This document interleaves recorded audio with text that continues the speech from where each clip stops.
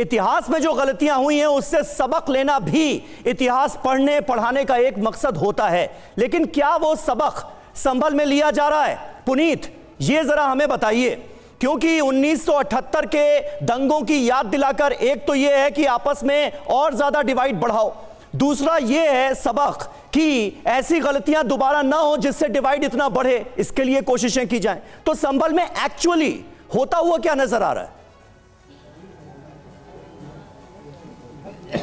देखिए, प्रशासन लगातार यही कोशिश कर रहा है कि संभल में सांप्रदायिक सौहार्द पूरी तरीके से बना रहे, लेकिन जिस तरीके से 24 नवंबर को हिंसा हुई, हिंसा में 4 लोगों की मौत हुई, उसके बाद पुलिस ने कई एफआईआर दर्ज की हैं, जिसमें स्थानीय सांसद का भी नाम, जियाउर रहमान बर्क का भी नाम उसमें पहले आरोपी के तौर पर दर्ज किया गया है। अब कहीं ना कहीं सांसद साहब को भी गिरफ्तारी का डर सता रहा और इसीलिए उन्होंने हाईकोर्ट में अपनी याचिका भी दाखिल किया कि उनकी गिरफ्तारी पर रोक लगे और जो मुकदमा है वो राजनीति से प्रेरित है उसको खारिज किया जाए। तो फिलहाल प्रशासन कोशिश कर रहा है संभल में कि जो शांति व्यवस्था है वो कायम रहे और यही वजह है कि संभल में घुसने वाली जो तमाम सीमा है वहां पर बैरिकेड किए गए हैं। बाहर से आने वाले लोगों के आधार कार्ड चेक करके अंदर आने दिया जा रहा है, क्योंकि ये भी कहा जा रहा है कि जो संभल में पत्थरबाजी हुई थी उसमें आसपास के जिलों से भी लोगों को बुलाया गया था। और ये सुनियोजित हिंसा थी। पुनीत, एक बात बताइए, आपसे जानना चाहूंगा, एक बात बताइए,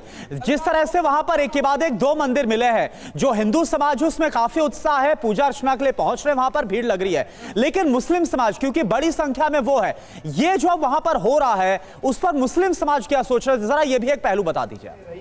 और यही वजह है कि जिस तरह के यहाँ के नेताओं ने, यहाँ के मौजूदा नेताओं, देखिए, हमारी पहली बात यह है कि मुस्लिम समाज अभी फिलहाल इस पूरे मामले में चुप है, कुछ बयान नहीं देना चाहता। जिन कुछ लोगों से हमारी मुअज्जिज लोगों से बातचीत हुई है उनका यही कहना है कि वो सांप्रदायिक सौहार्द चाहते हैं। जहां पर मैं खड़ा हूं मेरे पीछे ये वही मंदिर है, शिव मंदिर, जिसको 46 साल के बाद खोला गया है और यहाँ के आसपास पूरा मुस्लिम बहुल इलाका है। मुस्लिम्स यहाँ पर मौजूद हैं, वो फिलहाल शांति है, किसी से कोई बात नहीं कर रहे, लेकिन बिना कैमरे पर आए एक बात जरूर कह रहे हैं कि संभल में वो लोग भी शांति चाहते हैं। दूसरी तरफ ये वाला घर आप देखेंगे, ये भी मोहम्मद मतीन का है, जिनके ऊपर आरोप लगा कि इन्होंने मंदिर के आसपास जो है कब्जा किया। ये जो पूरा छज्जा था इसको बाहर निकाला और खुद प्रशासन के कहने के बाद उन्होंने इस छज्जे को तोड़ा। प्रशासन ने कहा कि या तो आप छज्जा तोड़िए, अतिक्रमण हटाइए, या हम खुद अतिक्रमण हटाएंगे, तो उन्होंने खुद हटाया। तो कुल मिलाकर के जिस तरीके का माहौल यहां पर एक बार फिर वापस लौट रहा है संभल में, वो शांति के लिए प्रयास प्रशासन भी कर रहा है और स्थानीय लोग भी कर रहा है, लेकिन कहीं ना कहीं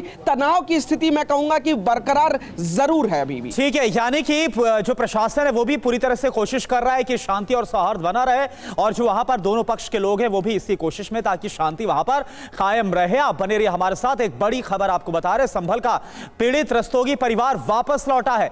46 साल के बाद मुरादाबाद से लौटा है परिवार। मंदिर कुएं मिलने के बाद यह परिवार लौटा है, रस्तोगी परिवार। TV9 रिपोर्टर से बताई है 1978 दंगे की कहानी, सुनिए आप जरा। तो 46 साल पहले हुए दंगों के बाद कैसे वहां के हिंदुओं को संभल छोड़कर जाना पड़ा, क्या हालात बन गए, तो सुनिए मुरादाबाद से जो रस्तोगी परिवार वापस लौटा है वो क्या बोल रहा है। आप लोग कहाँ रहते थे जब ये दंगा? यहाँ रहते थे पीछे। अच्छा, ये इसी मोहल्ले में? इसी मोहल्ले में पीछे रहते थे। ये मकान सब हमारे ही थे, तीनों चारों ताऊ चचाओं के। अच्छा, हाँ। तो 1978 में क्या हुआ था उस वक्त? 1978 में दंगा हुआ था, उसमें मेरी दुकान जली थी नखासे में। अच्छा। हाँ, पूरी दुकान जल गई थी। अच्छा। हाँ, तो हम यहाँ बहुत डर डर के रहते थे, रातों को जागते थे, दिन में सोते थे। फिर 1979 में हम छोड़कर ठेर पे पहुंच गए सोनारो गली में। जब दंगा हुआ तो आप लोगों ने अपना परिवार कैसे बचाया, क्या माहौल था उस वक्त, क्या मंजर? उस वक्त माहौल तो बहुत गर्म था, दंगा हो रहा था, दुकानें जल रही थी, दंगे हो रहे थे, बस हम घर में चुपचाप पड़े रहे डर की वजह से। अच्छा, कोई फोटो वगैरह कोई है आपके पास दिखाने के लिए? जो दुकान नखासे में थी जो जल गई थी। मेरे बच्चे चलते फोटो खींचते रह गए, खिंचवाते रहे। ये दुकान का फोटो है। ये दुकान थी, ताला बाहर से बंद कर दिया। ये यहाँ पर बैठे, यहाँ पर इस तरीके से कि किस तरीके से दुकान जली है। तो ये बताइए, आप अपना घर उसी तरीके से छोड़कर चले गए थे क्या? आप कब गए? नहीं, ताला मार के चले गए हम, फिर यहाँ किराएदार रख दिया था हमने। अच्छा। और आइए चर्चा को आगे बढ़ाएं, उससे पहले कुछ और पीड़ितों और चश्मदीदों के बयान भी आपको सुनवाते हैं। ऊपर उसमें कई लोग मारे गए। तो क्या था, कमरा किस तरीके से था, कैसे, कहाँ ये मिला? ऊपर था कमरा, ऊपर जीना था। अच्छा, अब तो खैर बदल गया सब यहाँ की। उसके बाद क्या हुआ, कितने लोगों को निकाला गया, कहाँ पे मारा गया? करीब 20-25 लोगों को मारा गया। अच्छा कुछ बच गए 4-5 लोग। अच्छा, जो कमरे में ऊपर छुपे रह गए। हाँ हाँ। तो बताते हैं कि 24 लोगों को इस फड़ से निकाला गया था, यहाँ पे मारा गया और उसके बाद उनको जला भी दिया गया था। जला दिया, जिंदा जला दिया। मुकेश रस्तोगी जी, सन 1978 में आप यहीं रहते थे? हाँ, सन 1976-78 में यहीं रहते थे। सन 1976-78 में जब बलवा हुए, मारकाट हुई, तो उसके डर से हमको प्लान करना पड़ गया। कितना परिवार यहाँ पे लोग रहते थे आप लोग? 150-200 लोग रहते थे। 150-200 लोग हाँ। रहते थे। अच्छा, 1978 की पहले कहानी क्या है ये बताइए, किस तरीके से दंगे हुए? 1978 से पहले तो 76 से पहले तो सही रहते थे।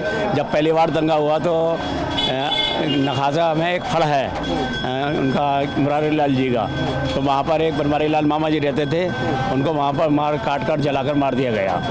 उसकी डर की वजह से सब लोगों ने यहाँ से प्लान करना शुरू कर दिया। सारे हमारे धार्मिक परंपराएं वहीं निपटी थी, उसी मोहल्ले में, उसी कुएं पर, उसी मंदिर में।